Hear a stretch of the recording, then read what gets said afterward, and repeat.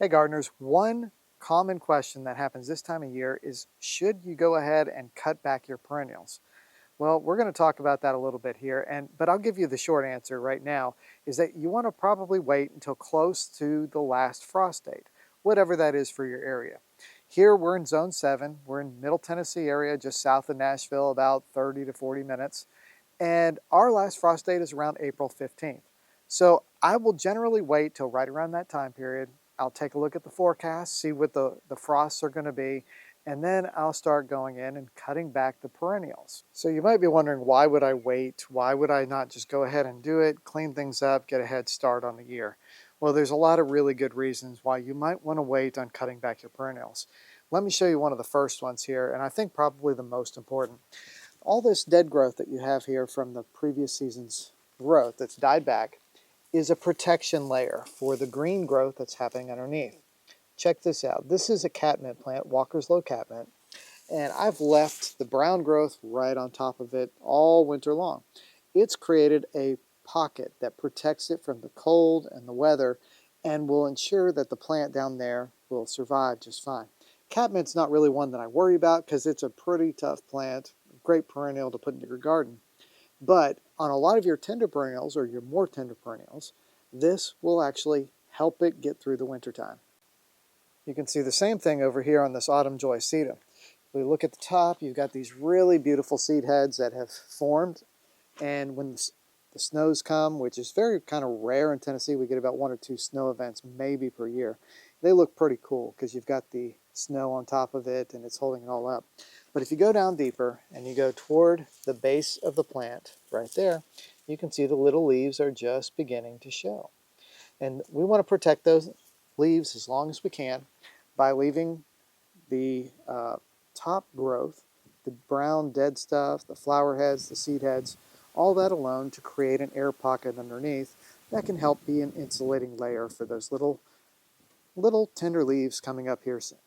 Now, not all plants need that kind of protection. This, for example, this is a Husker's Red Penstemon that has done just fine. It doesn't really have anything up here to help protect it. Those are the flower heads right on top, but they really don't have much volume to them to protect them.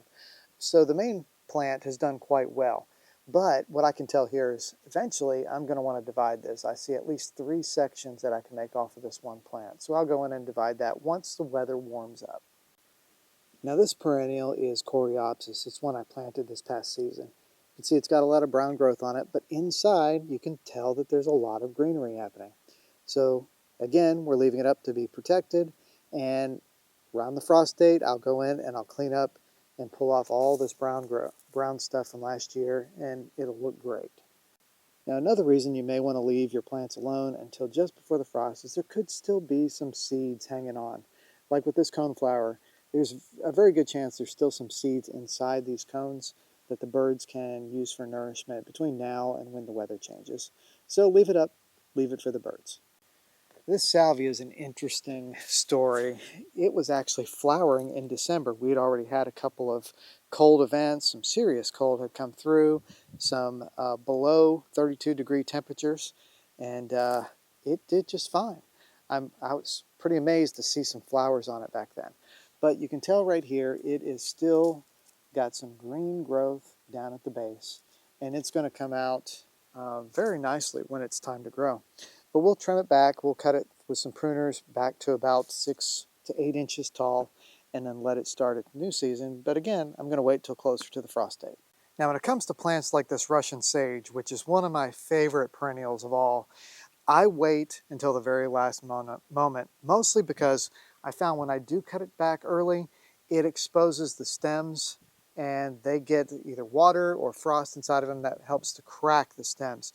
So I want to wait until the very last moment before spring and there's no more danger of frost to give these every chance at succeeding for the next year. And they should. They are really reliable plants as long as you've got the right conditions. Now when it comes to ornamental grasses, you want to wait until your grasses have about 4 to 6 inches of new growth at the bottom. That's a good sign. Go ahead and cut off the tops at that point. They're pretty tough plants. They can tolerate some of those frosts in the springtime. This particular one is a type of switchgrass. A lot of the switchgrasses are really great plants to grow here in Tennessee. North Wind is one of my favorites. Heavy Metal is great. It's really big. And Shenandoah is beautiful because it's got these little red streaks that happen in the leaves. So you can't go wrong with any of those. But in this case here, I'm going to wait until around the frost. But if I do see growth, I'll go ahead and trim it back. We'll cut it to 4 to 6 inches above, and then we'll be good to go. All this stuff makes great compost too. Now this plant right here is the coral red honeysuckle. It's one of my favorites. It's a native honeysuckle. I've done a few videos on this before with propagating it, as well as how much I prefer this to the Japanese version. But these can all go ahead and get trimmed back if you want to. It is a hardy enough plant that a little bit of trimming at this time of year is not going to hurt it. You can take those trimmings, cut them back a little bit, and propagate them just by putting them into some soil in a pot and just leave it alone until springtime comes, and then you'll end up with some new ones.